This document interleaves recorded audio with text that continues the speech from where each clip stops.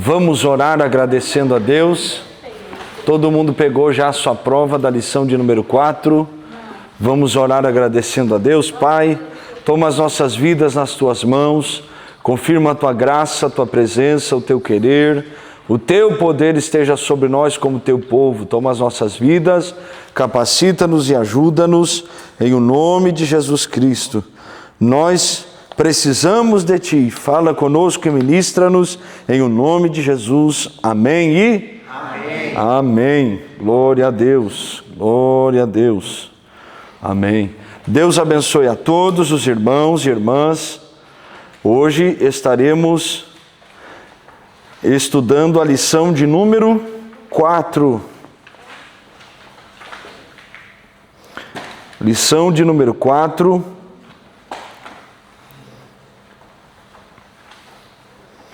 Vamos estudar sobre os atributos comunicáveis de Deus. Quem lembra o que é atributo incomunicável e o atributo comunicável? Quem lembra o que é? Vamos lá, um de cada vez. O Carlos espera, Carlos. Tá, o nosso professor, né? Sim, irmã Liana, o que é? É que ele é onisciente, onipresente. Isso. Essas coisas. E comunicar é que ele comunica com a gente, não é? Sim. Atributos incomunicáveis são atributos que só Deus possui. Isso. Aí nisso, onisciência, onipresença, onipotência. E os atributos comunicáveis são os atributos que nós também temos. E Deus se comunica conosco também. Nós somos criados à imagem e semelhança. E aí nós estudamos na lição passada. Deixa eu só recapitular aqui bem corretamente para os irmãos. Nós estudamos na lição passada sobre a infinitude, a eternidade e a independência. Os irmãos lembram disso? Estudamos sobre a onisciência, a onipresença e onipotência. Estudamos sobre a imutabilidade de Deus e também estudamos sobre a soberania de Deus. Hoje nós vamos então estudarmos sobre os atributos comunicáveis, atributos intelectuais de Deus, atributos morais, que está dividido em 3 partes. A primeira, a segunda e a conclusão, e o atributo de soberania, que é a vontade de Deus. Tá bom? Então hoje nós vamos aprender sobre isso. Então, atributos comunicáveis nos retratam Deus como um ser capaz de se relacionar. Lembra o que nós falamos? Deus nos criou, Deus deseja ter comunhão conosco. Então, por causa do pecado, essa comunhão foi quebrada, houve uma ruptura. Então Deus envia o seu Filho Jesus, Jesus morre no lugar dos pecadores para nos resgatar de volta a esta comunhão, como era lá no jardim. Só que agora o Espírito de Deus está habitando dentro de nós e Deus se comunica conosco através da pessoa do Espírito Santo. Tá bom? Então, quando nós falamos sobre atributos comunicáveis, nós estamos falando deste Deus que quer relacionar-se com o seu povo. Então, por que nós chamamos de comunicáveis? Porque nós encontramos no ser humano alguns aspectos destes atributos, destas virtudes, destas qualidades, claro, da mesma intensidade que encontramos esses atributos em Deus? Não. Deus, ele possui esses atributos de forma infinita. É o que está na introdução da nossa lição.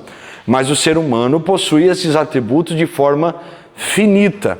E é o que nós vamos descobrir hoje. Então, como os teólogos ou a teologia divide esses atributos comunicáveis? Pelo menos em 3 partes. A primeira, atributos intelectuais. Ou seja, conhecimento, sabedoria, veracidade ou fidelidade. A segunda parte, atributos morais. Bondade, amor, paciência, longanimidade, misericórdia, graça, santidade e justiça. E o atributo de soberania, a vontade de Deus. Então hoje nós vamos aprender sobre estes atributos comunicáveis. Então, qual é a diferença do atributo incomunicável para o comunicável? O incomunicável são características, qualidades, atributos que somente Deus possui. Agora, os atributos comunicáveis são atributos que o homem também possui, claro, numa questão muito menor, né? Nem se compara com os atributos que Deus possui ou a intensidade do que Deus tem. Quando nós falamos de conhecimento, Deus possui todo o conhecimento. Agora, o homem possui todo o conhecimento? Não. O homem possui o quê? Uma fração de conhecimento, mínima, perto de Deus. Então, vocês entendem essa diferença de forma clara, sim ou não? Quem está dormindo, diga amém. Pouca gente aí que está dormindo hoje. Bênção de Deus. Eu sei que vocês vêm da correria, do trabalho, alguns tristes por causa do jogo do Portugal, mas tudo bem. Então vamos lá, atributos intelectuais de Deus: conhecimento, sabedoria, veracidade ou fidelidade. Então, atributos intelectuais. Quando se fala sobre atributos intelectuais, já estamos a falar sobre estas características relacionadas à intelectualidade, à sabedoria, a estas questões de conhecimento, tá bom? Então fica uma coisa muito clara e fácil de vocês lembrarem, tá? Então, quando nós falamos sobre atributos intelectuais, diga comigo: conhecimento, sabedoria e fidelidade. Ou veracidade, né, que tem na nossa lição. Então, só para vocês lembrarem disso. Vamos lá, conhecimento. As Escrituras retratam Deus como aquele que conhece todas as coisas. Salmo 147, 5, irmã Ivone diz o quê? O Senhor Jesus afirmou... Não. O seu entendimento...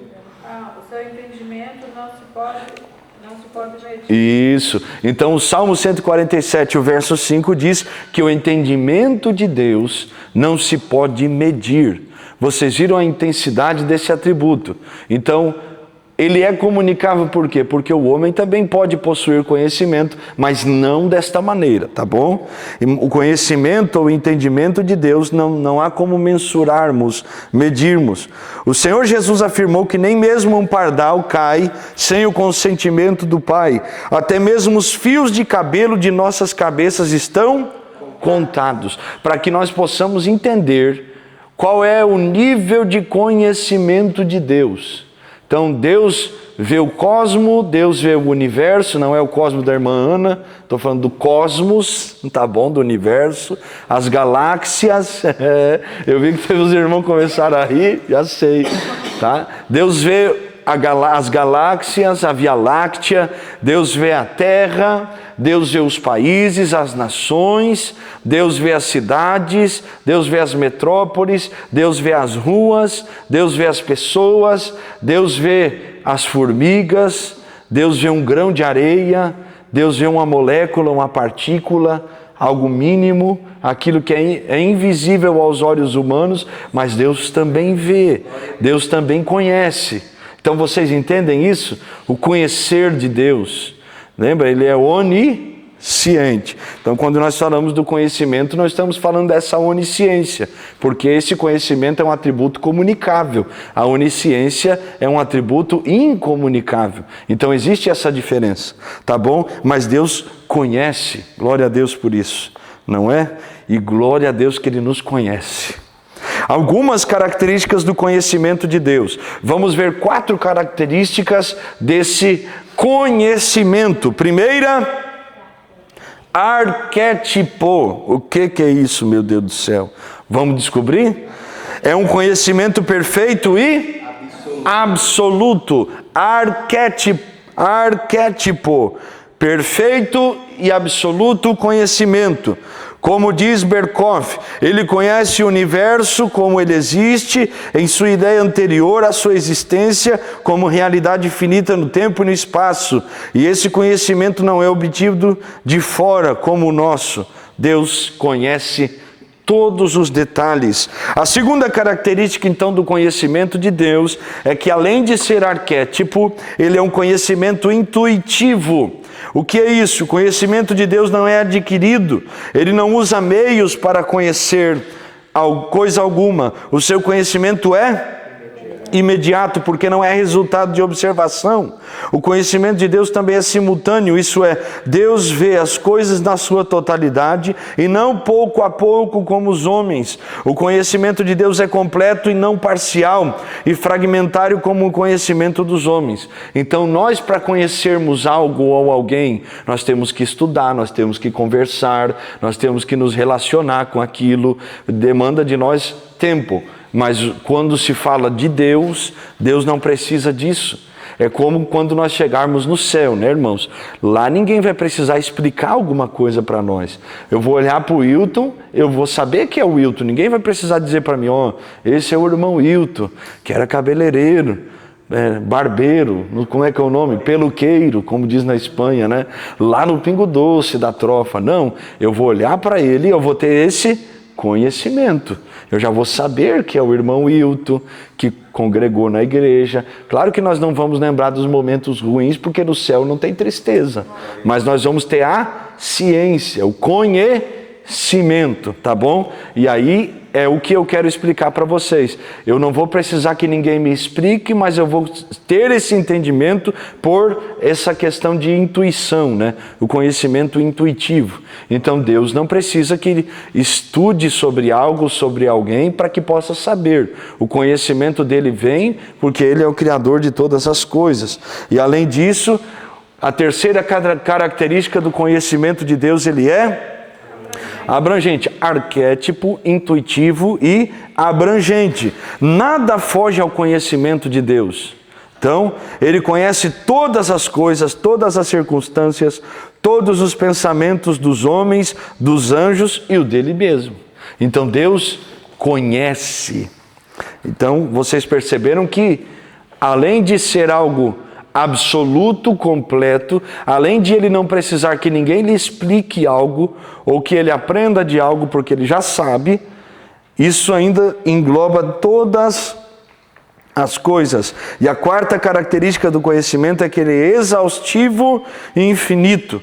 Deus conhece todas as coisas exaustivamente, isso é, na sua totalidade, não parcialmente, não pela metade. Deus conhece tudo de forma infinita. Então Deus não tem um conhecimento como o HD de um computador, né, que se enche e trava, né, irmão Guilherme? E aí não funciona mais. Não é como a mente do homem que se cansa, se esgota, se estressa, se enfada com tantas informações e precisamos descansar para poder renovar nossa mente para um outro dia. Não. O conhecimento de Deus, ele não se esgota.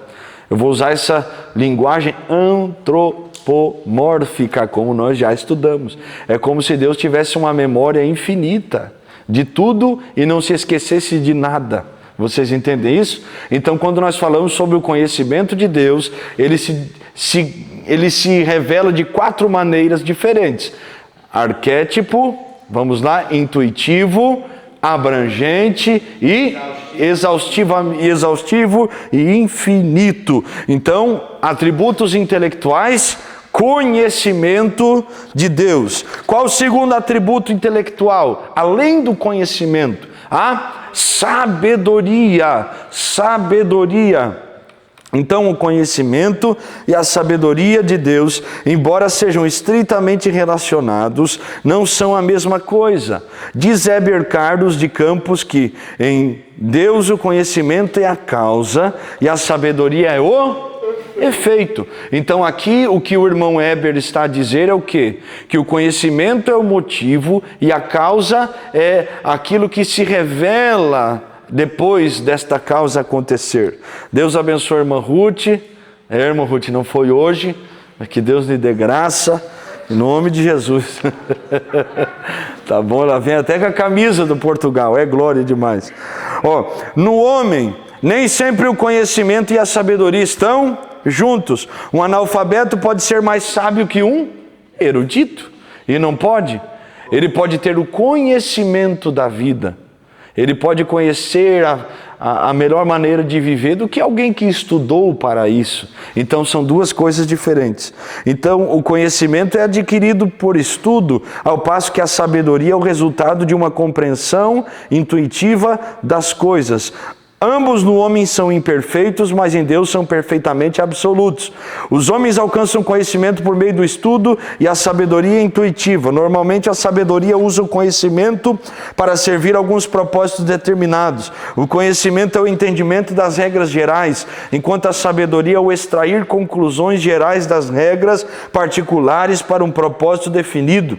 A sabedoria é o conhecimento intuitivo aplicado. Ou seja, o irmão Carlos tem uma profissão. Qual é a profissão, irmão Carlos? Diz uma, pelo menos. Não, ele trabalha com obras, tá? Ele teve que estudar sobre isso. Por exemplo, ele pega uma planta, ele vai, pelo conhecimento que adquiriu estudando, ele vai saber como ela foi feita, as medidas, né? A questão das escalas, tudo como é. Mas é a sabedoria da experiência vivida, tudo como aprendeu, do que já viveu, que vai ajudá-lo a pegar este conhecimento, é isso que nós estamos aprendendo, e colocá-lo em prática. Qual é o problema no homem? Em Deus isso é infinito e Deus não tem falha nessas questões. Mas nós estamos falando sobre no homem o conhecimento e a sabedoria são finitos e muitas vezes não andam juntos. Porque eu posso ler a Bíblia e estudá-la, mas se eu não tenho a sabedoria para vivê-la, aplicá-la na minha vida, de nada serve. Vocês estão entendendo isso? A diferença do conhecimento e a diferença da sabedoria. Então está lá o irmão Carlos, estudou, mas na hora de colocar a mão na massa é a sabedoria que entra em ação. A prática de saber a quantidade de ferro, às vezes alguma coisa que a planta não vai poder ensinar ou a teoria não vai poder ensinar. Quem está entendendo, diga aleluia. Aleluia, glória a Deus. Tá bom, meus amados irmãos? A sabedoria de Deus, então, é a sua inteligência, pela qual Ele aplica o seu conhecimento à consecução dos seus fins de um modo que o glorifica plenamente. A sabedoria de Deus está personificada em Provérbios, capítulo 8. As Escrituras descrevem a sabedoria de Deus na criação. Irmão Wilton, atende aqui, por favor. Só um pouquinho, minha irmã. Diga que eu estou na aula, tá bom? As Escrituras descrevem a sabedoria de Deus na criação, na providência, na redenção. Wayne Grudem define a sabedoria divina como o Senhor que sempre escolhe as melhores metas e os melhores meios para alcançar essas metas. Então, quando nós estamos a falar sobre conhecimento e sabedoria, existe essa diferença. Quais são as 4 características, ou não, 2 características, né, da sabedoria divina? Isso, 2. Primeira, é intrínseca em Deus. Homens sábios buscaram a sabedoria de fora pela experiência dos anos, no acúmulo de informações recebidas, mas em Deus é diferente. Ela é parte integrante de seu ser. Deus não precisa se aconselhar com ninguém, porque Deus é a fonte de toda a sabedoria. Ele é chamado Deus único e sábio, Romanos 16, 27. Então, a característica da sabedoria em Deus, Ele é a fonte da sabedoria. A segunda característica, ela é eterna. A sabedoria faz parte da essência de Deus, portanto é inseparável dele e é eterna como Ele. A revelação da sabedoria de Deus. Jesus Cristo, poder de Deus e sabedoria de Deus. 1 Coríntios 1, 24. Ainda que a palavra da cruz seja loucura para os perdidos e para os que se considerem os sábios deste mundo, para os chamados, Cristo é a sabedoria de Deus. Aleluia. A igreja é proclamadora da sabedoria de Deus. Então, se Cristo é a sabedoria, a igreja proclama a sabedoria, porque proclama a Cristo Jesus, isso aí.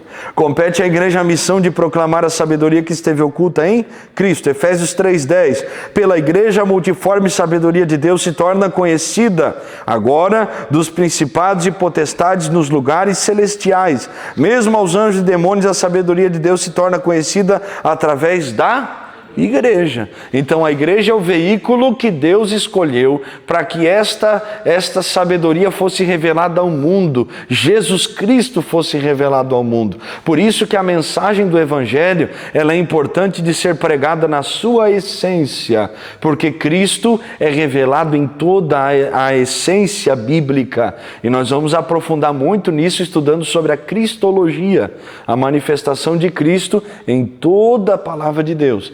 Lembra da teofania? Quem lembra da teofania? Vocês estavam na aula, gente?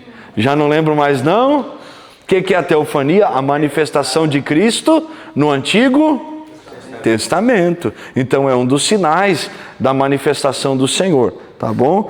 Quem lembra como isso acontecia? Menos o irmão Carlos.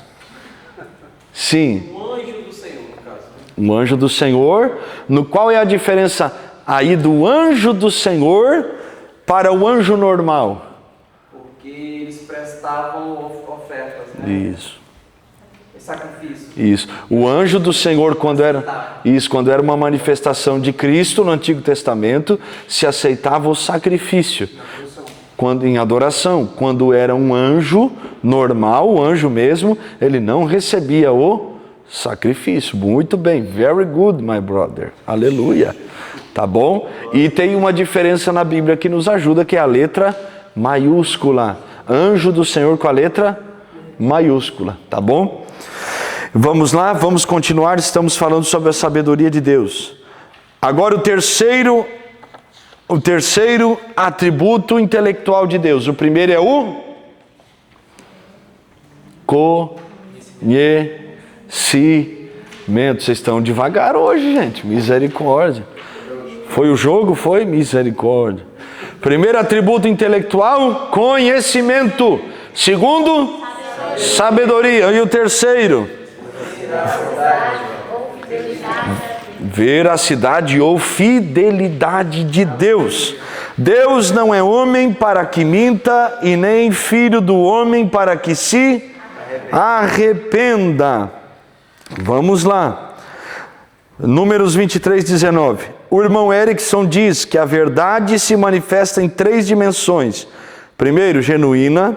Segundo, veracidade. Em terceiro, fidelidade.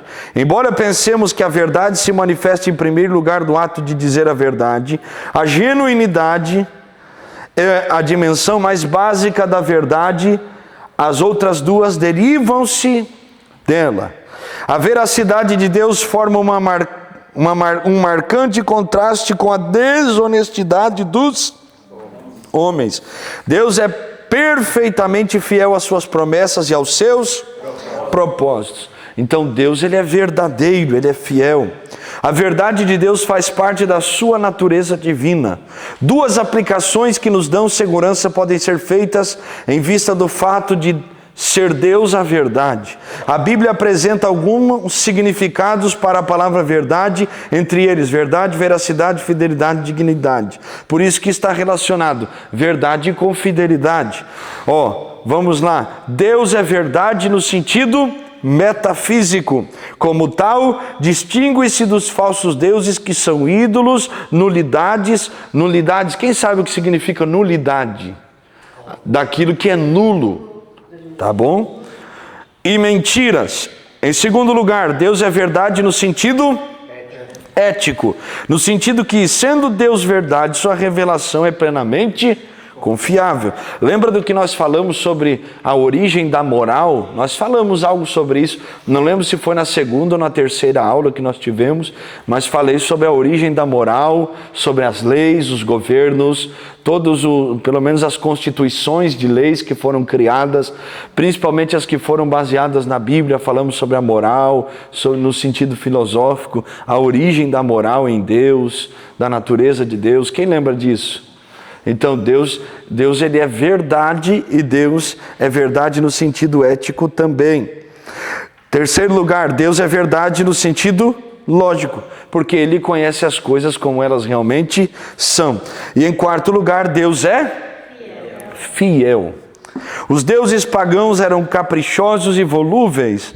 O Deus de Israel é diferente, pois além de ser verdadeiro e fiel, é fiel em todas as suas promessas e ações. Ele é o Amém, ou seja, aquele que é o fim de todas as coisas, aquele que é o assim seja.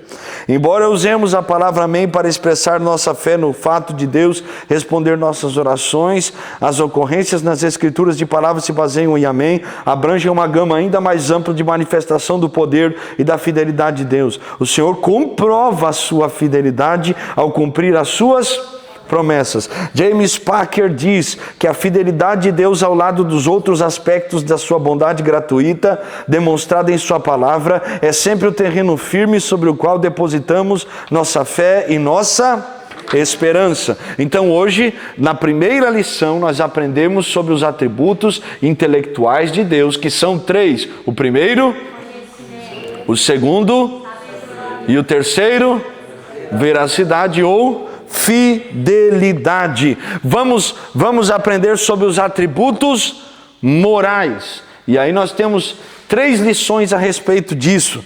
Eu vou correr, tá bom? Estou devagar aqui, mas eu vou dar uma acelerada aí. Se vocês ficarem com dúvidas, vocês me perguntem em o nome de Jesus. Amém. Tá? Glória a Deus. Podemos então? Atributo intelectual, já estudamos. Agora, atributo moral.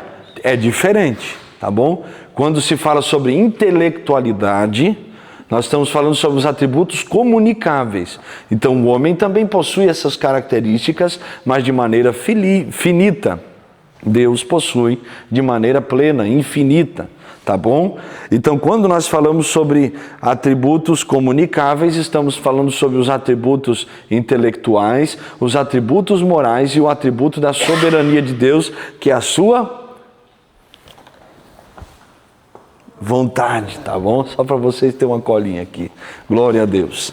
Vamos lá então, glória a Deus. Atributos morais de Deus. Qual o primeiro atributo moral de Deus? A bondade de Deus, a bondade de Deus. Glória a Deus.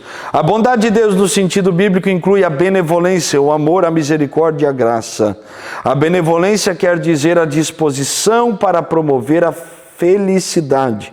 O amor inclui complacência, desejo e deleite, tendo por objetivo seres racionais. O Ed Gruden define a bondade de Deus dizendo que o Senhor é o parâmetro definitivo do que é bom e que tudo o que Deus é e faz é digno de aprovação. A W. Pink lembra-nos que Ele é essencialmente bom, não somente bom, mas a própria bondade. Na criatura, a bondade é uma qualidade acrescentada, em Deus é a sua essência. A misericórdia é a longanimidade exercida para com os miseráveis e inclui plena compaixão, paciência e gentileza, elementos que a Bíblia atribui sobejamente a Deus. A graça é o amor exercido aos indignos. Então, tudo isso entra nesse pacote de bondade. O que nós podemos aprender sobre a bondade? Em primeiro lugar, que Deus é bom em si mesmo, pois Deus é a perfeição absoluta. O irmão Pink, ele vai dizer que Deus não é somente o maior dos seres, mas é o melhor. Então a bondade de Deus, ela se manifesta porque Deus é bom em si mesmo. A segunda coisa, por ser bom em si mesmo, então ele é a fonte de tudo aquilo que é bom. Lembra do jovem rico quando se aproxima de Jesus e ele diz: bom mestre, que farei eu para herdar a vida eterna? O que Jesus vai dizer para ele? Por que me chamas de bom? Bom só há um que é Deus. E aí Jesus fala sobre essa bondade, tá bom? Vamos lá, a bondade de Deus é imutável. Se ela é imutável, ela não muda. Ela faz parte da essência de Deus. E um dos atributos incomunicáveis de Deus é a imutabilidade, tá bom? Lembram disso, aula passada. Faz só 2 semanas, tem que lembrar, meu povo. Glória a Deus. Vamos lá? Deus é bom também para a sua criação. Deus vela pelo cuidado, pelo bem-estar das suas criaturas. Deus é bom para os seres humanos. Vamos lá? Deus é bom além das criaturas, Deus também cuida dos seres humanos. Deus é bom para os salvos. Aqui o irmão Heber Carlos de Campos lembra que a bondade de Deus não é somente nos valores desta presente existência, nem limitada à comida, à bebida, a vestimento ou alegria. Estas coisas os incrédulos também recebem. A bondade de Deus para com os cristãos deve ser vista como uma realidade que tem aplicabilidade perene. Vamos resumir tudo isso? Deus manifesta a sua bondade para com os salvos, não por aquilo que todos possuem no seu aspecto geral. Todo mundo que trabalha vai ter comida em casa, se não acontecer algum problema. Então, qualquer pessoa, crente ou não crente, vai ter acesso a trabalho, a vestuário, a alimentação, a tantas coisas.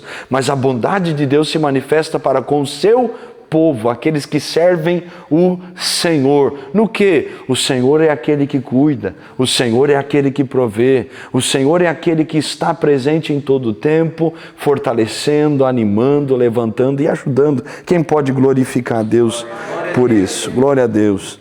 Então, até no mínimo detalhe, Deus cuida de nós. Só para você entender isso, eu estou lá, ano 2000, meu Deus, estou ficando novo, está difícil. 2014, eu creio, estou capinando à frente da igreja de Montevidéu.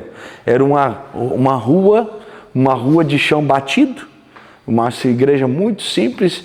Morava na igreja, fui missionário lá 1 ano. E eu estou capinando ali aquelas graminhas que nem tem aqui, cadê o irmão Guilherme? Que nem aquelas que fica provando a gente aqui na frente da igreja. Tem que ficar arrancando com a mão e tem umas que a enxada consegue tirar. Aí estou eu lá capinando naquele chão que era pedra com barro, aquilo batia a enxada e levantava. Mais tirava o fio da enxada do que capinava. E eu estou lá pensando, ô Jesus, se eu estivesse no Brasil, eu ia comer uma rapadura depois do almoço. Oh, meu Deus do céu. É coisa de gaúcho, né, irmão? O cearense gosta também, tá vendo? Irmãos, diante de Deus, nós estamos falando sobre esse Deus que cuida dos salvos. Deus cuida. Passou uns 10 minutos, vem uma irmã Rosário com eu ia falar espanhol agora, servilleta, não. Oh, meu Deus, um guardanapo na mão. O que tinha dentro do guardanapo? Rapadura. Como é que ela ia saber? Não tinha como, mas quem sabia? Então vocês entendem? Deus cuida dos salvos nos mínimos detalhes. Sim, meu amado. Posso falar bem rapidinho? Depende. Sim, sobre isso, de tá Deus bem. cuidar. Fui para uma formação na segunda-feira, quando eu fui ligar o carro às 8 horas da manhã, que eu tinha que estar no local às 9, no porto. O meu carro não ligou. E eu, louvado seja o nome do Senhor, é livramento. Aí eu pensei, meu Deus, eu tenho que estar, liguei para a dona do salão, liguei e falei, olha, estou atrasado, porque meu carro quebrou, como é que eu faço? Não, venha para Rio Tinto e pega um comboio e vem para Rio Tinto que eu te pego lá. Aí eu, tá bem, aí eu, meu Deus, aí parou um senhor do meu lado, ficou me ajudando no carro, empurrou o carro, não deu certo. Aí eu, meu Deus, como é que eu vou para a estação? Glória a Deus. Aí glorifiquei o nome do Senhor. Quando eu olhei para o lado, pastor, lá veio um senhor, foi tirar o carro da garagem, me levou para a estação. Olhei. Cheguei na estação, as máquinas quebradas, avariadas, entrei no comboio que o segurança mandou, não paguei passagem. Glória a Deus. Cheguei, o título e meu chefe já estava e antes das 9 horas. Glória a Deus. Tá vendo? Deus cuida, irmão. E eu dentro do comboio, pastor, e pensando nisso, eu falei, obrigado, senhor, você é tão lindo. Deus cuida nos mínimos detalhes, porque Ele é bom para com aqueles que o temem. Glória a Deus. Tá, além de possuir bondade, Deus também tem amor. Tá bom? Falamos sobre a bondade, agora vamos falar sobre um segundo atributo moral, que é o amor. 1 João, capítulo 4, versículo 8, olha o que a Bíblia diz. Irmãos, isso é tão sério. Olha o que a Bíblia diz. Aquele que não ama, não conhece. Meu Deus do céu. Pois Deus é amor. Pois Deus é amor. Aqui João está falando sobre a essência da natureza de Deus. Qual é o maior mandamento? Não é amar ao Senhor e amar o próximo como o Senhor nos amou? Não é? Então, quando nós negligenciamos isso, que é pouco falado, né? Ninguém fala muito sobre amar a Deus sobre todas as coisas, amar o próximo. A gente fala muito sobre perdão, suportar, mas falar sobre amar a Deus. Eu lembro de um irmão que foi consagrado obreiro, e quando ele foi ser chamado para ser consagrado obreiro, o pastor falou o seguinte: quero chamar o fulano de tal, porque ele tem dado testemunho de que ama o Senhor de todo o coração. Sabe o que aconteceu? Quem estava perto começou a rir. Teve um irmão que falou para mim: como é que pode o pastor consagrar o fulano porque ama o Senhor? Como é que consagra um obreiro? Eu falei para ele: e como é que pode consagrar um obreiro que não ama o Senhor? Tinha que desconsagrar esses camaradas tudo.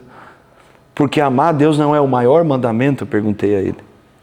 Então, vocês entendem essa profundidade? Então, todo crente deveria amar a Deus, porque Deus é amor. Então, João está revelando essa essência de Deus. Vamos lá, a Bíblia revela 3 coisas a respeito da essência de Deus. Deus é Espírito, Deus é luz e Deus é amor. Olha que pregação abençoada aí, ó.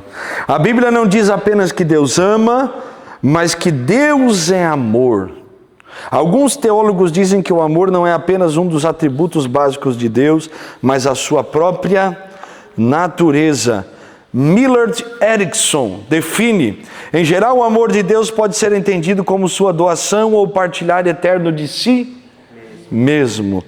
Deus amou o mundo de tal maneira que deu o seu único Filho, o unigênito, para que todo aquele que nele crê não pereça, mas tenha a vida eterna. Então, em resumo, a essência de Deus é amor. Deus é amor. Já tem até uma igreja com esse nome, já faz muitos anos, né?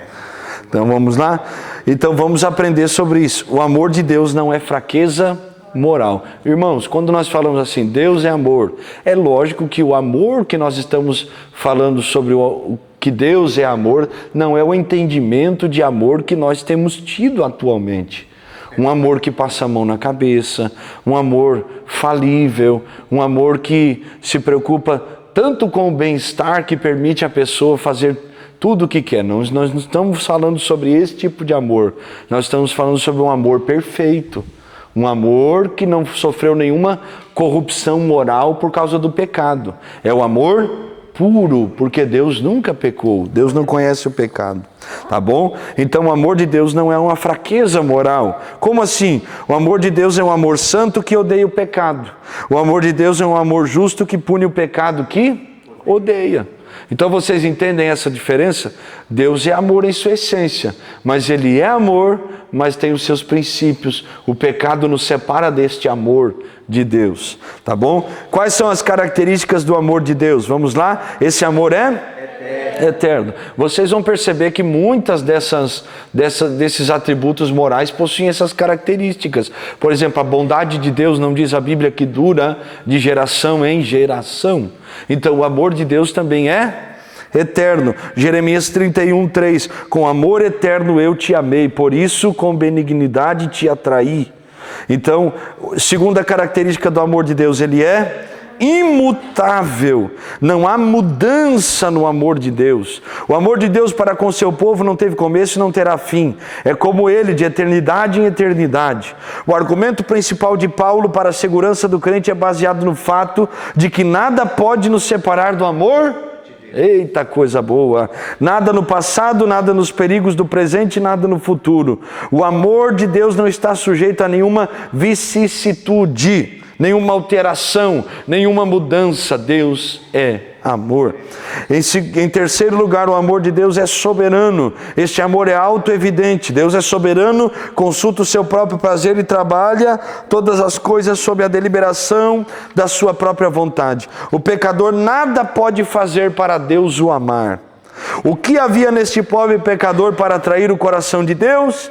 Absolutamente nada. Por outro lado, havia tudo para merecer o seu ódio.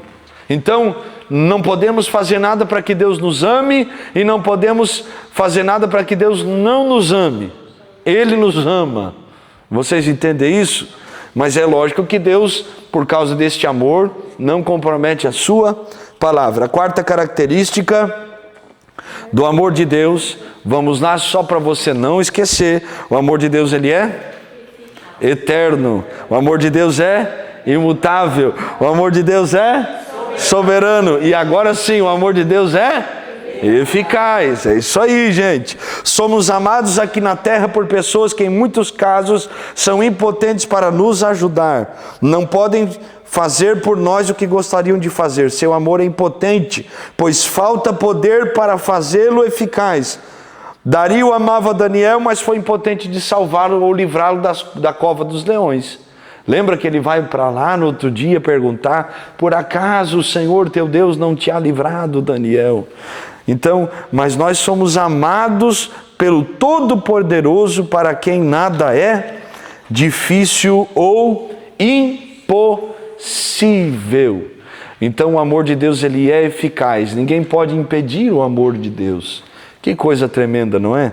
Vamos continuar sobre os atributos morais, página de número 159.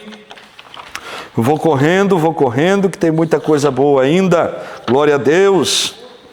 Aleluia! Já falamos sobre a bondade, atributos morais.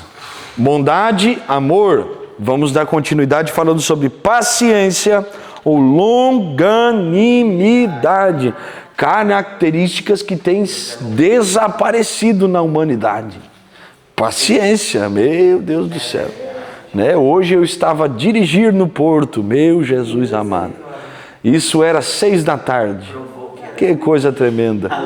A longanimidade tomou conta do meu ser, né?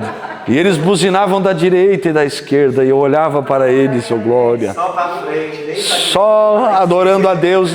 Liguei o som ali, estamos ali, glória, aleluia. Deixa o povo com pressa ir atrás de mim, oh glória a Deus. Tremendo, não é? Oh, Deus cheiroso, aleluia. Né? Eu olhei no espelho, tinha um lá nervoso com o dedo assim, eu só glória. É isso aí, meu povo. Paciência. Abençoa. A paciência ou longanimidade de Deus é outro aspecto da sua grande bondade ou amor. As Escrituras nos ensinam que Deus é paciente e cheio de compaixão. Sua longanimidade visa o nosso benefício e devemos reconhecer que é para nos levar ao arrependimento. Então, Deus trabalha dessa maneira. A Bíblia diz que é pela longanimidade de Deus que nós somos salvos. Porque se Deus não fosse longânimo, não haveria salvação. Até os escolhidos se perderiam. A longanimidade de Deus é vista claramente como em relação ao povo de Israel, o que retrata a fidelidade do Senhor para com o seu povo. Vamos pular um pouquinho, ó. Berkhoff diz que o hebraico emprega a expressão erek af, que significa literalmente grande de rosto, e daí lento para a ira, enquanto o grego expressa a mesma ideia com a palavra macrotimia. É o aspecto da bondade ou amor de Deus em virtude do qual ele tolera os rebeldes e os maus a despeito da sua prolongada desobediência. Aquela característica de alguém que espera a mudança de alguém, sem cobranças. Quem é casado, diga amém. Ó, é quando você está lá dizendo: Jesus, muda, senão eu faço essa pessoa chegar à tua glória, Pai. Né? Não. Como se dentro do casamento você quisesse que uma outra pessoa mudasse, mas você nunca cobrasse ela. Você só esperasse, de braços abertos. Eita, Jesus amado. Eu acho que Deus está falando aqui, viu? Então a Escritura fala da longanimidade de Deus. Um termo sinônimo para uma conotação ligeiramente diversa é a palavra paciência. Vamos lá? A paciência de Deus é dirigida a quem?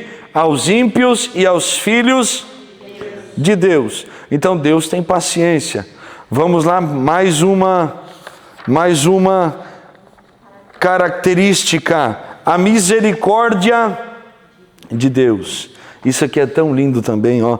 Misericórdia e graça parecem operar em conjunto. O termo misericórdia tem um emprego mais frequente no Antigo Testamento, ao passo que graça é mais frequentemente encontrado no Novo Testamento. O amor e a misericórdia são distintos nas Escrituras. O amor pode ser para um igual, a misericórdia só para um inferior. Meu Deus! A misericórdia alivia a miséria. A misericórdia pode fazer um rei perdoar um traidor, e isso requer amor no rei para fazer do traidor o seu filho adotivo. Vocês viram a profundeza disso? O que significa misericórdia? Colocar o seu coração na miséria do outro, a miséria alheia. Isso a tal ponto que, vou usar um exemplo bem esdrúxulo, se você tivesse que tirar alguém da rua, levar para sua casa, e só pudesse fazer isso se você fosse dormir na rua no lugar daquela pessoa, você ainda assim faria. Você daria a sua casa para aquela pessoa dormir, morar, desfrutar, e você assumiria o lugar dela, em uma situação inferior, e se colocasse lá. Isso é misericórdia. Coisa tremenda, não é? Definição teológica, Bancroft diz: a misericórdia de Deus é aquele princípio e qualidade que descreve sua disposição e ação em relação aos pecadores e sofredores, sustentando penalidades merecidas e aliviando os angustiados. Não foi isso que Jesus fez? Ele foi misericordioso. Na sua glória, ele se humilha. Filipenses 2,5, Paulo fala sobre essa humilhação, né? Quando nós estudamos sobre isso, tem uma palavra grega que se chama kenosis, o esvaziamento do seu direito pleno de exercer soberania. Deus não perde a sua essência divina, mas Jesus abre mão de exercê-la. Vocês entendem isso, né? Ou seja, por exemplo, alguém que é dono de toda a trofa, e ele abre mão de um pedacinho de terra só para alguém morar, não cobra aluguel, não faz nada, deixa lá, não incomoda, está tudo certo. Tendo direito, não exerce o direito. O esvaziamento desse atributo. Os irmãos entendem isso? Então, a Bíblia fala sobre isso. Jesus fez isso conosco. Ele veio do céu e ele veio à terra, ele veio ao ventre de uma mulher. Imagina, o Filho de Deus se sujeitou ao ventre de uma mulher, se sujeitou ao desenvolvimento de um feto, tendo consciência plena, porque é Deus e estava no ventre de Maria. Ele se sujeitou a todas as capacidades cognitivas humanas. O Filho de Deus foi ensinado a falar, foi ensinado a andar, deram de comer ao Filho de Deus. Vocês entendem isso, gente? É muito profundo. Então, imagina um Abraãozinho, né? E aí todo aquele processo. Então, o Filho de Deus, ele foi misericordioso. Aquele que estava na glória, o Filho, agora vem e Jesus acaba numa cruz, humilhado, desprezado, açoitado, injustiçado, condenado pelos homens, amaldiçoado pelos homens. Meu Deus do céu. Então, ele tinha todos os direitos, mas ele exerceu de misericórdia, só para olhar para nós agora e dizer: eu paguei o preço, agora vocês têm o livre acesso. Meu Deus. Aleluia. Definição etimológica da palavra misericórdia. Sempre que vocês quiserem saber o significado de uma palavra, escreva no Google, definição etimológica. Você vai aprender o significado de como surgiram as palavras, ou como elas se originaram, o significado literal daquela palavra, tá bom? Eu gosto de estudar essas coisas junto com o dicionário bíblico de grego e hebraico, só para ver o significado, tá? Que nem você vê, por exemplo, no caso de Elias, né? A gente estuda isso na geografia bíblica, né, irmão Carlos? Está acordado aí, glória a Deus.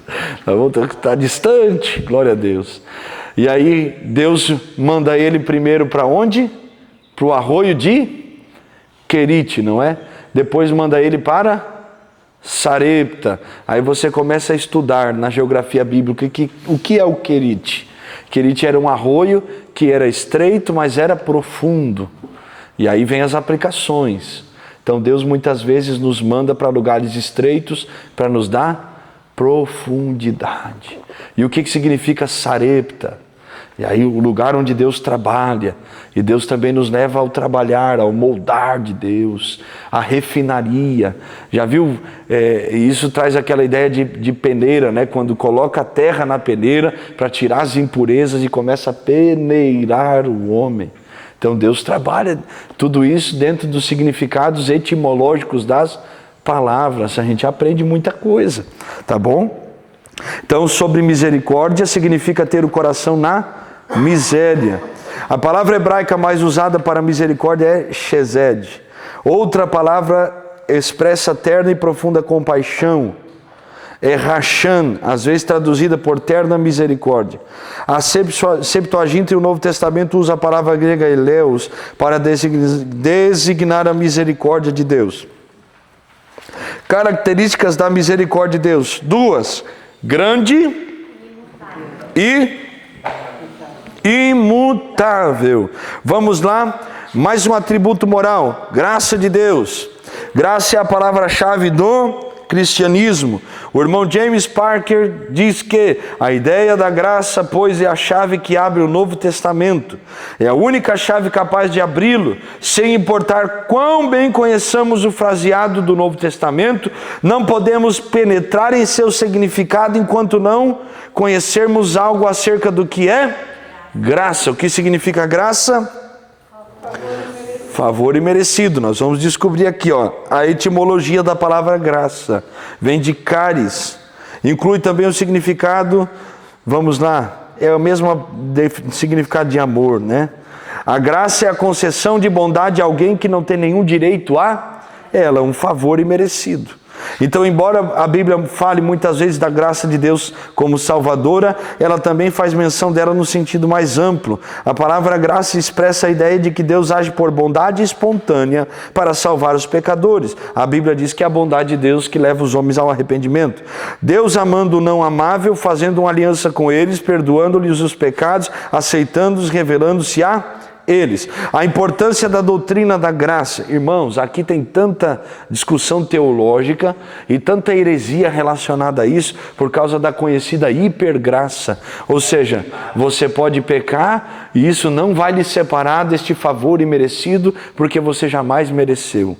Então, a hipergraça prega o quê? Você pode pecar, você pode não orar, não jejuar, não meditar na Bíblia, porque a graça de Deus já pagou todos as dívidas, e isso é uma heresia terrível e que tem desviado muita gente, viu?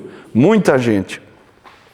Então, a doutrina da graça de Deus é da maior significação prática para os pecadores. É pela graça que o caminho da salvação foi aberto para eles e que a mensagem da salvação foi levada ao mundo. Pela graça, os pecadores recebem o dom de Deus em Jesus Cristo. Pela graça, são justificados, são enriquecidos de bênçãos espirituais e finalmente herdam a salvação. A Trindade e a graça. Primeiro, o Pai é a fonte de toda graça. Segundo, o Filho é o eterno canal da graça, porque Ele é o único mediador entre Deus e os homens. E o Espírito Santo é o administrador da graça, porque é o Espírito de Deus que opera em nós esta graça. Em os contrastes da graça, agora me achei aqui. A graça contrasta com a lei, porque a graça reina legalmente. A graça não busca destruir a justiça, o que seria dividir Deus contra si mesmo. A graça honra a lei, dando o Senhor Jesus Cristo como satisfação pela transgressão da lei e tornando-se a nossa segurança, pois levou a culpa por nossos pecados no seu próprio corpo, tá bom? Então a graça, ou seja, a nova dispensação, né? Lembra das dispensações? Inocência, consciência, governo humano, patriarcal, lei, graça. Aí nós estamos na era da graça. O que são dispensações? Já falei aqui na primeira aula. Tá bom que nós não conseguimos gravar, né, irmão Tiago? Esquecemos. Mas são a maneira como Deus se manifestava. Né? Ele se manifesta. Depois da graça nós temos o milênio. Então isso tudo nós vamos estudar depois também. Então a graça, ela não é o incumprimento ou quebrar da lei. Não, ela é o cumprimento da lei. Principalmente o Evangelho de Mateus, vocês vão perceber Mateus dando ênfase às tradições judaicas e como Jesus cumpriu os rituais judaicos. Detalhes como lavar o exterior do copo, deixar o interior sujo, tudo aquilo fazia parte de rituais judaicos, né? Detalhes sobre o Antigo Testamento, cumprimento de profecias. Mateus é aquele que mais fala sobre essas questões. Por quê? Porque o Evangelho de Mateus foi o Evangelho que foi escrito destinado aos judeus. Então, Mateus queria provar aos judeus que Jesus era o cumprimento da lei, revelando então a graça de Deus, tá bom? Além de ser contrastada com a lei, a graça é contrastada com o pecado. O pecado reina até a morte, a graça reina para a vida eterna. Então essa é a diferença de cada um dos dois. Graça é o favor imerecido. O pecado é a legalidade aberta no mundo espiritual para que o diabo opere nas nossas vidas e nós estejamos afastados de Deus. Então a graça contrasta com o pecado também. Em terceiro lugar, a graça contrasta com as obras no plano da salvação. Salvação é por graça do Criador em lugar de ser por mérito da criatura. A salvação por graça impede a ideia de qualquer grande ou pequena obra, moral ou cerimonial como salvífica. Salvação por graça dá a Deus todo o louvor. E por que isso é importante? Porque se a salvação viesse por meio das obras, e Tiago fala sobre isso, Tiago nos explica muito bem o que é cada coisa. Não o Tiago que está aqui da Lara, mas o Tiago da Bíblia, tá bom? Por exemplo, a salvação ela não vem por meio das obras, mas aquele que é salvo tem obras que glorificam a Deus. Então, nossas obras não compram a Deus, não compram a nossa salvação. Se fosse assim, nós viveríamos uma doutrina espírita dentro do cristianismo. É o espiritismo que ensina, não é? Que nós somos salvos pelas boas obras. Mas o cristianismo ensina que nós somente somos salvos através da graça de Deus em Cristo Jesus, o nosso Senhor. Mas se nós estamos vivendo uma vida com Cristo, nós temos boas obras que glorificam a Deus Pai. Amém ou não amém? Então vocês entenderam essa pequena diferença? Então a pessoa que tem um encontro com Deus, ela vai ter obras que glorificam a Deus? Sim, mas ela não faz as obras para ser salva. É porque ela é salva que ela produz obras que glorificam ao Senhor.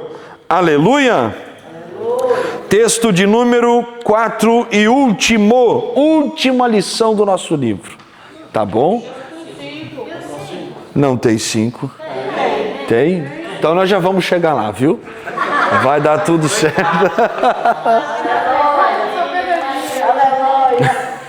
Deixa eu até dar uma olhada aqui. É verdade, é que é bem curtinho, né? Tá certo. Vocês me perdoem. Vamos lá, ó.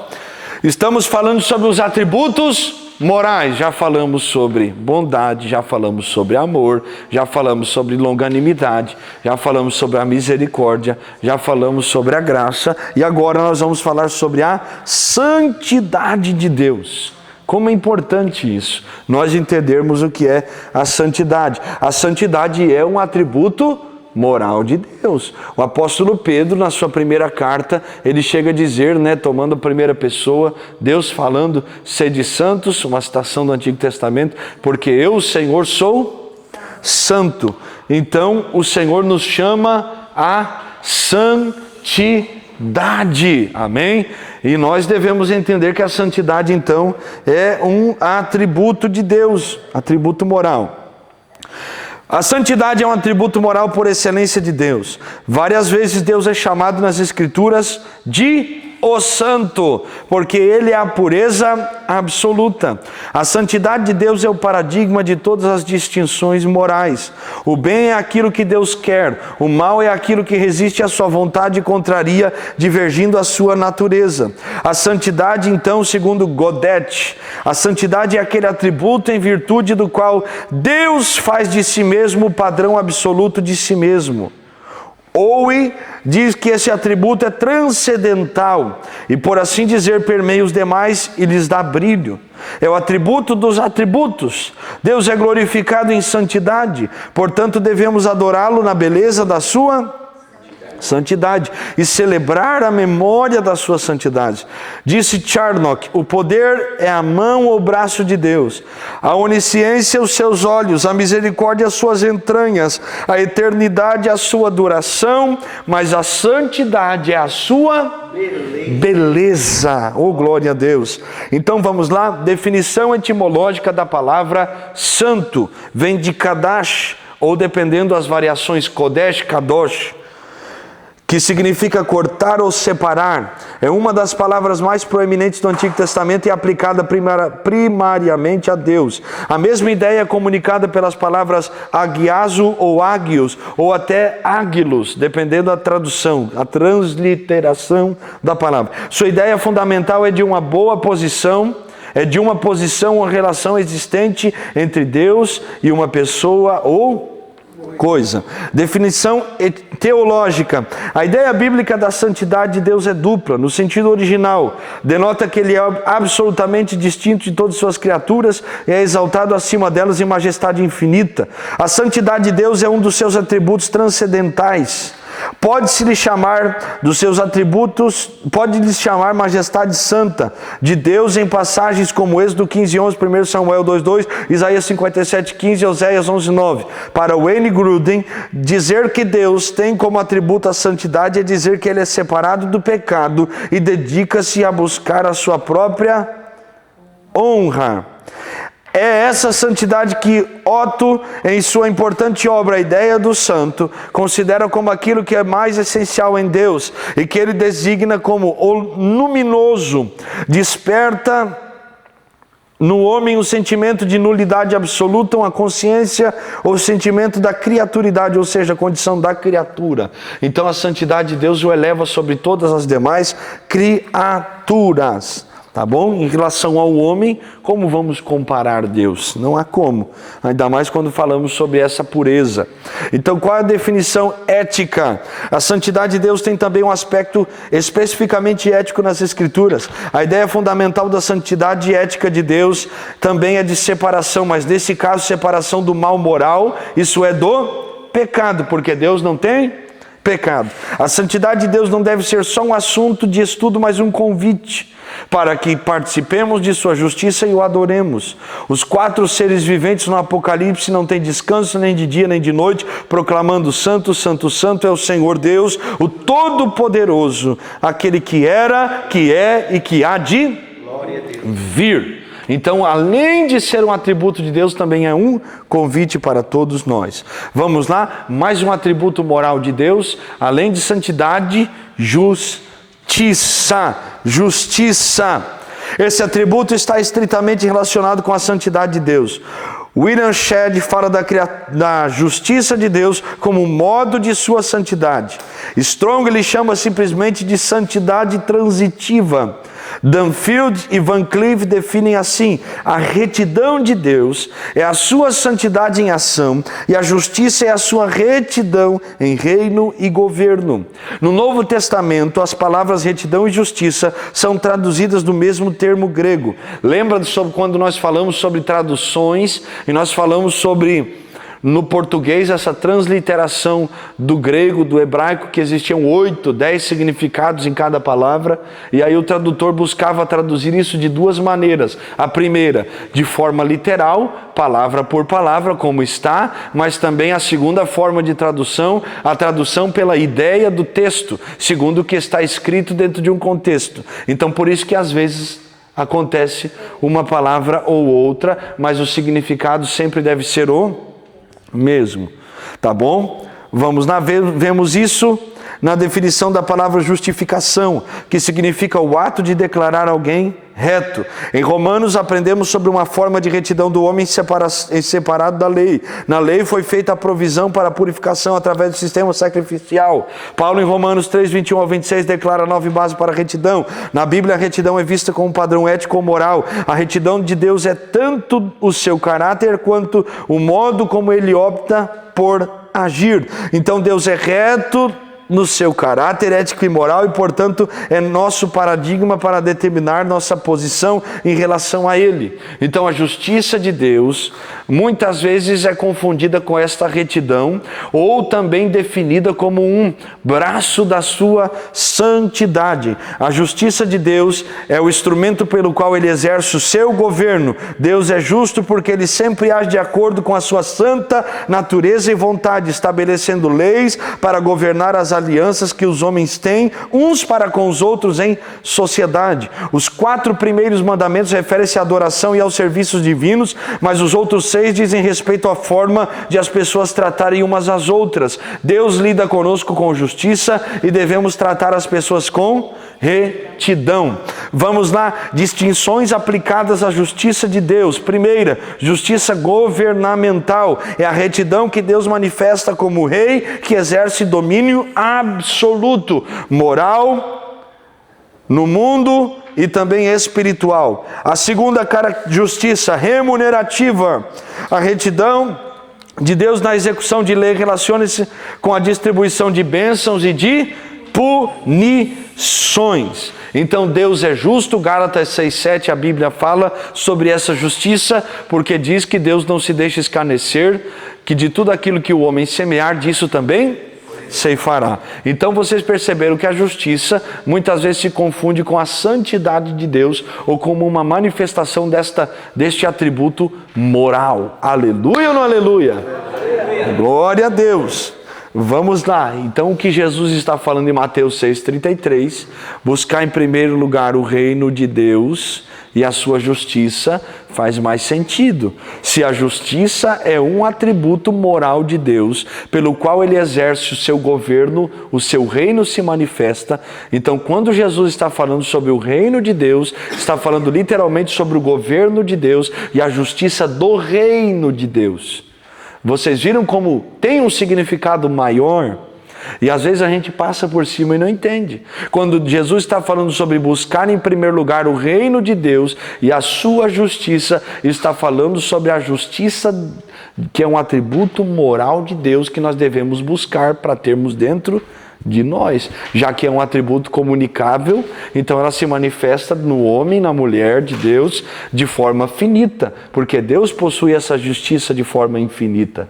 Então, quando Jesus fala sobre esse buscar o reino e a justiça, está falando justamente sobre esse atributo comunicável. Não é a justiça do homem que quer vingança com o outro, que não perdoa. Eu quero justiça, quero ver o outro na miséria, na sarjeta, na podridão, na prisão, abandonado, pobre, miserável. Não, está falando sobre a justiça de Deus. Meu Deus do céu, eita glória, tá bom? Aleluia, vocês entenderam mais ou menos? Então o texto 5, atributo de soberania. Vamos aprender então sobre esse atributo de soberania, a vontade de Deus. Nos atributos incomunicáveis da aula passada, 2 semanas atrás, nós falamos sobre a soberania como um atributo incomunicável. Agora nós vamos falar sobre a soberania como um atributo comunicável. Por quê? Porque dentro da soberania existe algo que se chama vontade. O homem é um ser volitivo, então o homem possui vontades. Então, dentro disso, nós também temos essa vontade, por isso ela também faz parte de um atributo comunicável. Tá bom? Vocês entenderam isso, né? Que eu só quis explicar para vocês o porquê que isso está aqui. Tá bom? Mais ou menos. Vamos lá? A vontade de Deus. Deus é uma coisa ou uma pessoa? Uma pessoa. É um ser pessoal, uma pessoa. Por isso é dotado de vontade. A vontade de Deus é apresentada na Bíblia como a razão de todas as coisas, mas a expressão vontade de Deus, ela é complexa, ela muitas vezes é difícil de ser entendida, e nós vamos aprender um pouquinho sobre isso também. Qual a definição etimológica da palavra vontade? Vamos lá? Chapeds, tsebu e ratson, e as palavras gregas bolé e telema, A importância da vontade de Deus aparece de várias maneiras na Escritura. Eles podiam ter colocado aqui o significado de cada uma das palavras, faria mais sentido, né? Que cita a palavra que é usada, mas não fala o significado. Porque tem diferença de uma para outra, dependendo do modo de aplicação dentro de um texto. Vocês entendem isso? Por exemplo, uma vez eu fiz um estudo sobre prosperidade, né? Que tem muita heresia relacionada a isso. Um dia eu vou trazer aqui. O que é prosperidade na Bíblia? Aí eu fui lá no dicionário bíblico, grego e hebraico, até mostrei para a Ruth lá, foi lá em casa com o Bruno, mostrei lá o dicionário, aí fui lá. O que é prosperidade no Antigo Testamento? Tem 2 palavras no hebraico, tem 2 palavras no grego, mas cada uma está relacionada a um aspecto. Então são 4 significados para uma mesma palavra, mas que trazem mais ideias para nós. Vocês entendem isso, né? Então quando nós estudamos sobre a etimologia, nos ajuda muito. Vamos lá? Definição teológica. A teologia cristã, conforme a Bíblia, sempre reconheceu a vontade de Deus como causa última de todas as coisas. A Bíblia apresenta dessa forma, tudo é derivado dela. A criação, a preservação, o governo, o sofrimento de Cristo, a regeneração, a santificação, o sofrimento dos crentes, a vida do homem. A Bíblia diz que a vontade de Deus é boa, é agradável e é perfeita. A vontade de Deus pode ser definida como a perfeição do seu ser, pela qual ele, num ato simples, dirige a si mesmo como um sumo bem e suas criaturas por amor de seu nome. Vamos lá, distinções aplicadas à vontade de Deus. E agora nós vamos aprender um pouco sobre a vontade de Deus em alguns aspectos diferentes. 3. Primeiro, vontade decretativa e vontade perceptiva. E aí nós vamos aprender sobre essa diferença. A vontade decretativa, já está no nome, diz respeito aos seus decretos. E a vontade perceptiva, a norma do dever para as criaturas racionais. A vontade decretativa e a perceptiva nunca entram em conflito. A primeira refere-se aos seus decretos, fundamentados em seu beneplácito. A última, aos seus mandamentos, fundamentados no que ele aprova ou desaprova. Então são 2 coisas diferentes. Então uma coisa é decreto, outra coisa é percepção, dentro da moral de Deus, tá bom? Então quando Deus fala que aquilo é errado, por exemplo, não matarás, Deus já está falando que matar é errado. Então isso faz parte do que? Da vontade perceptiva de Deus, entendeu? Então decretativa, aí já entra aquilo que Deus já decretou, já determinou. Por exemplo, o anticristo, vamos lá, me ajuda aí. O fim de todas as coisas, a morte, essas questões, entendeu? Muda tudo. Vamos lá, vontade secreta e vontade revelada. Vocês viram que tem aspectos diferentes? Por vontade secreta entende-se os propósitos e preceitos ainda ocultos na mente de Deus. Por vontade revelada entende-se seus propósitos e preceitos até onde são feitos conhecidos as suas criaturas. Então a vontade secreta é aquilo que Deus ainda não revelou. É lógico pelo nome que possui. Mas a vontade revelada é aquilo que Deus já vem falando. Se ele não fala é secreta, se ele fala é revelada. Vamos lá, a liberdade da vontade de Deus. A Bíblia fala da liberdade da vontade de Deus em termos absolutos. Deus não age sob nenhuma compulsão, mas de acordo com a lei do seu ser. Deus tem razões para querer como quer, razões que o induzem a escolher um fim e não outro. Em geral, podemos dizer que Deus não pode querer nada que seja contrário à sua natureza, sabedoria, amor, justiça ou santidade, porque Deus não contraria a sua palavra que revela a sua própria natureza.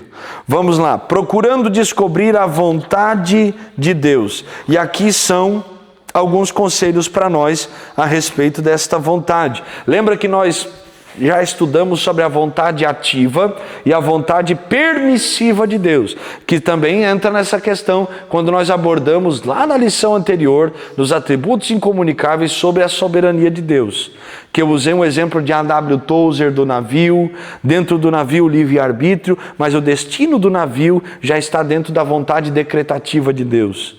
Então, já tem um fim para a humanidade, e aquele fim está determinado. Então, nós podemos ter nossas decisões enquanto estamos aqui e devemos tomá-las de acordo com a palavra de Deus. Está claro mais ou menos? Amém. Só para vocês lembrarem.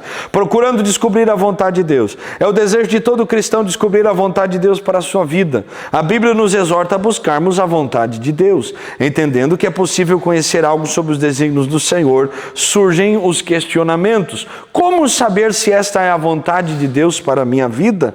A seguir, sugerimos algumas perguntas que auxiliarão o aluno a buscar uma direção de Deus. Não tem momentos na nossa vida que tudo fica tão obscuro, tão difícil de termos uma definição de algo, e a gente se pergunta, qual é a vontade de Deus para a minha vida?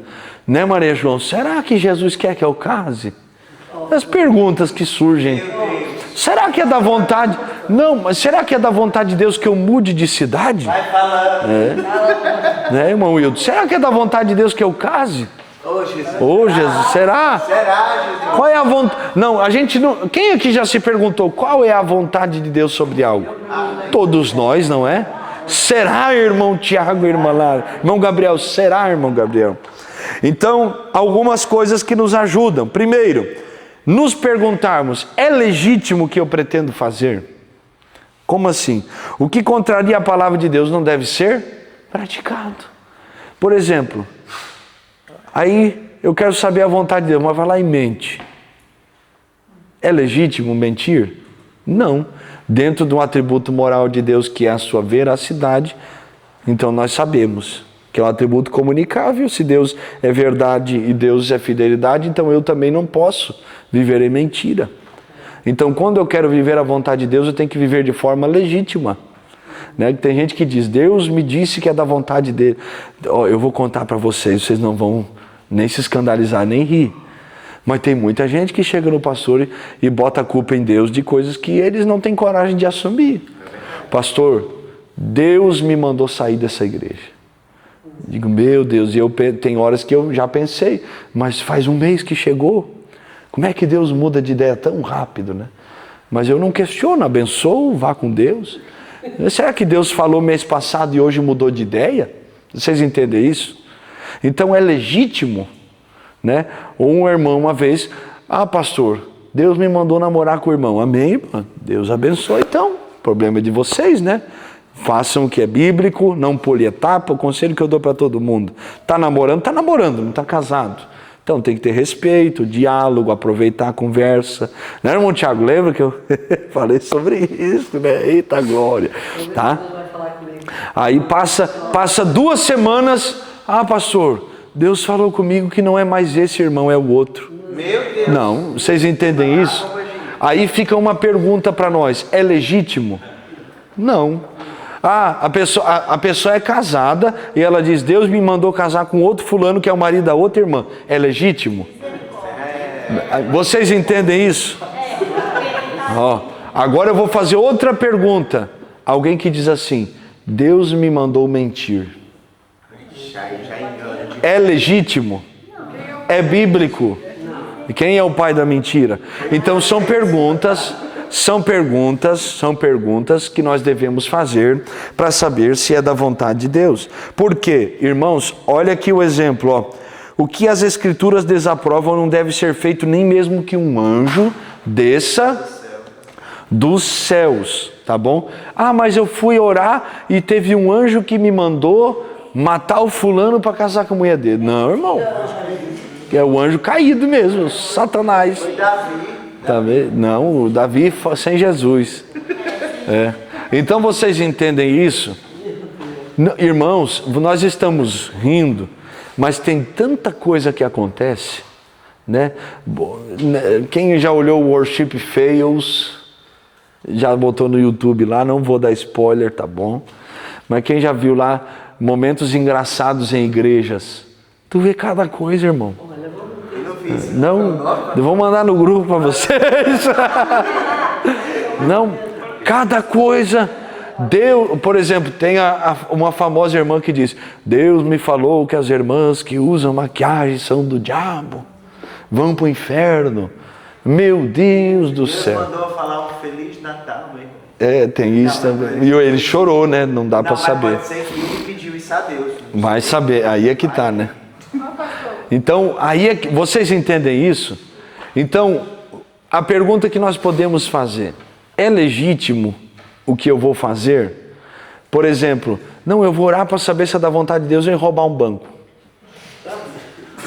Irmãos, olha para mim aqui, ó. Irmãos, e no Brasil, quem aqui sabe dessas histórias? Que os bandidos vão na igreja pedir oração.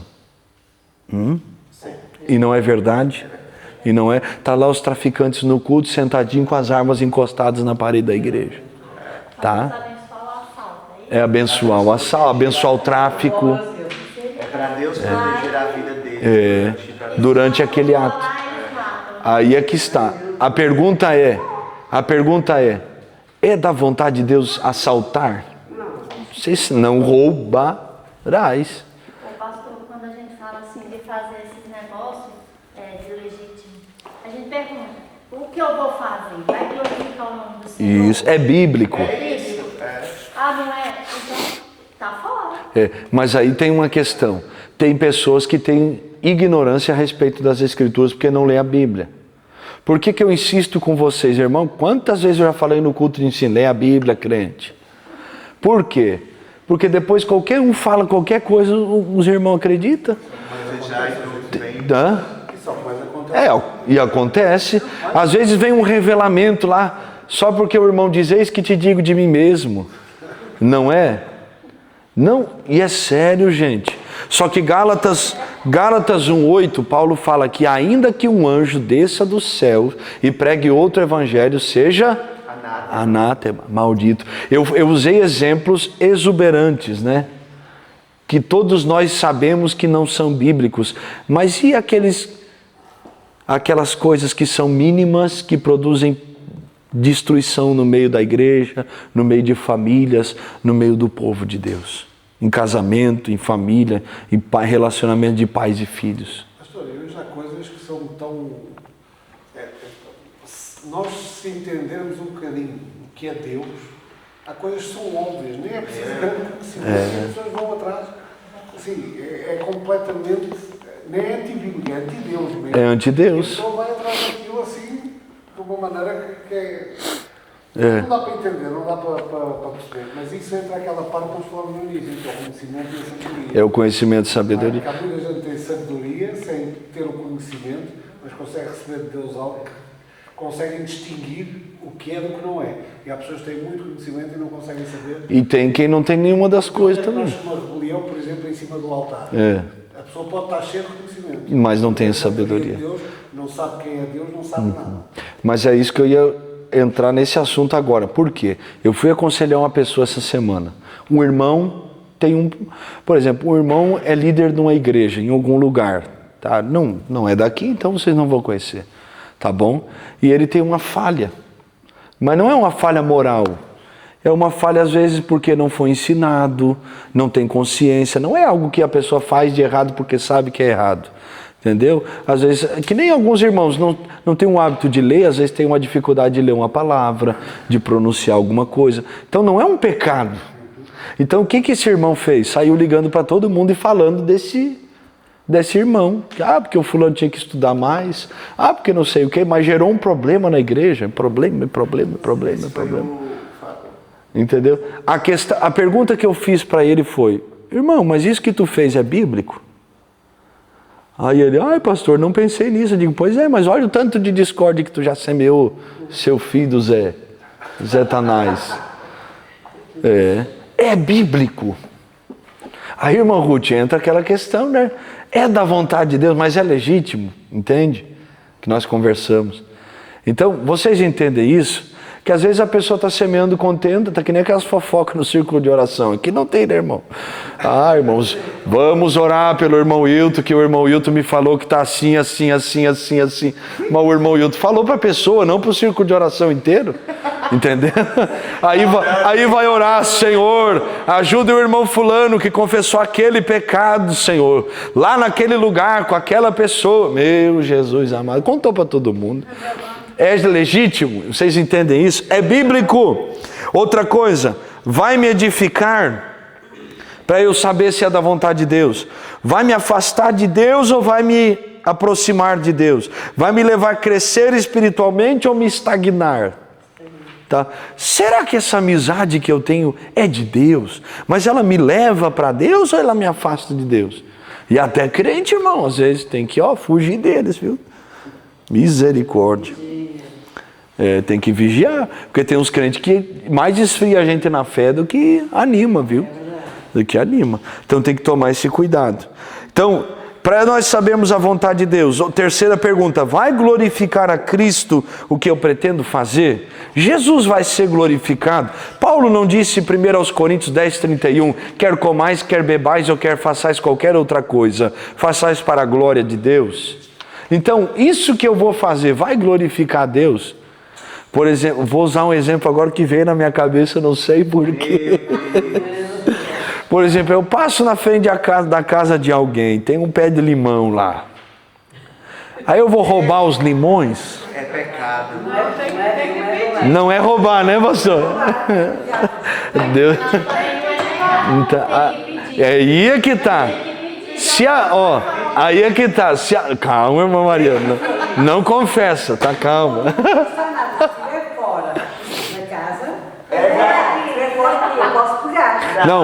Não, o que eu estou falando dentro do pátio da pessoa. Dentro do pátio da pessoa. Fora não é pecado, pastor? Se é um espaço público, entendeu? Mas às vezes tem umas coisas que da loja que tá fora. Não, mas aí pertence a alguém. Tá bom, mas dentro da casa da pessoa. Passa lá numa plantação. No Brasil tem plantação de milho, né? Vai longe não, aqui tem muita gente que pega o milho quando tá agora. Milho. Que tá queimado. Eu conheço. E não faz comida na igreja não, né? Jesus amado. Pastor, eu já disse, irmã de algum ministério. Aí é que tá. A pergunta é, se a polícia passa lá, vai glorificar Jesus ou não? Ou o proprietário? Entendeu? Mas as casas frutíferas de Portugal, mesmo espaço público, não podem ser. Não podem, aí é que tá. No Brasil pode, né? No Brasil sim. No Brasil Até duvido. Mas aí é que tá. Vai glorificar Deus. Eu vou entrar em outro tema. É da vontade de Deus eu beber, pastor? Escuta, calma, Outro tema. É da vontade de Deus eu beber, pastor? Mas alguém vai te ver bebendo. Vai glorificar Jesus ou envergonhar o nome dele? Envergonhar, entendeu? Então se escandaliza o irmão, né? Aí tem gente que busca argumento bíblico. Então vou beber dentro de casa, irmão. Então dá com a garrafa na sua cabeça em nome de Jesus. É fora igual. Jesus chamou os apóstolos passemos para outra banda. Chamou no barco, para entrar todos para o barco, para ir para o outro lado, né? Essa vontade de Jesus, essa vontade o quê? Decretativa ou perceptiva? Perceptiva. Não, ali foi uma ordem. É porque quando nós estamos falando sobre decretativa e perceptiva, são atributos de Deus. Por exemplo, Deus disse, haja luz. Então ele está decretando. Ouve. Mas no caso ele já não tinha decretado que iriam passar? Não. Porque depois veio a tempestade. Sim. Mas ali Jesus está dando uma direção aos discípulos, é outra coisa. Entendeu? É uma direção. Aí essa questão do atributo é relacionada a outras questões. Ali ele só está dando uma direção aos discípulos. Ali mesmo Jesus sendo Deus, ele está na figura humana. Ele está na posição. Entende? Aí quando Deus fala com a criação e dá ordem, a água produza peixes, então já é outra coisa, é um atributo incomunicável, entendeu? Mais ou menos vocês entenderam? Então, meus amados irmãos, se fizermos alguma coisa que faça algum irmão tropeçar ou mesmo perecer, certamente não é a vontade de Deus. Agora eu vou falar uma coisa, já que nós estamos estudando sobre a Bíblia e como a gente sofre com isso, e as igrejas sofrem com isso, e vocês sabem que eu vou em muitos lugares e eu ouço isso tantas e tantas vezes. Falar do irmão é pecado, gente? Meu Deus do céu. Então é da vontade de Deus fazer fofoca? E por que os crentes fazem? Porque estão tudo exatamente. Então, uma vez eu disciplinei uma irmã por causa de fofoca. Uma vez eu disciplinei uma irmã por causa de fofoca, não foi aqui. Mas brigou e tal, aí trouxe testemunha, falou, aí ela se arrependeu. Depois saiu da igreja. Entende? Então, mas não é uma coisa que mata pessoas. não mata ministérios, não divide igrejas, não mata famílias. Porque nós sentimos prazer com aquilo. Né? Casos de família, meu Deus do céu. Aqui tem isso aí, caso de família. Regina, irmão, tu sabe, né, Marão?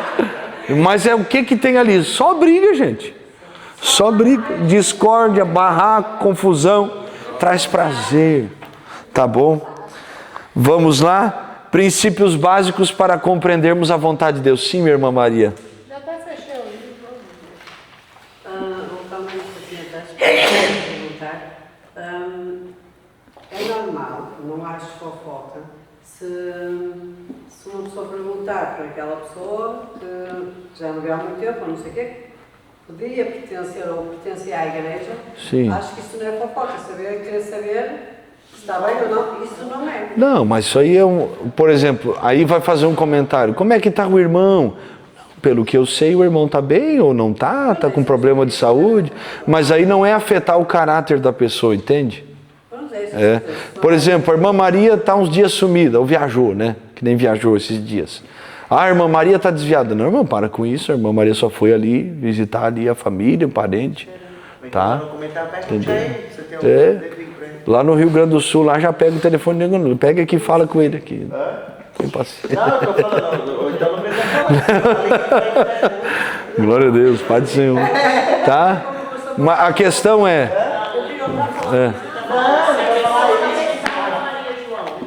Ou então Liga pro irmão, fala com ele. Se saber que ele quer saber Não, como eu questionei isso porque você sabe, e já sabe que eu tenho pessoas fora daqui que são amigos. Não, irmã, mas não é esse mérito, entendeu? Sim. E o próprio? Sim.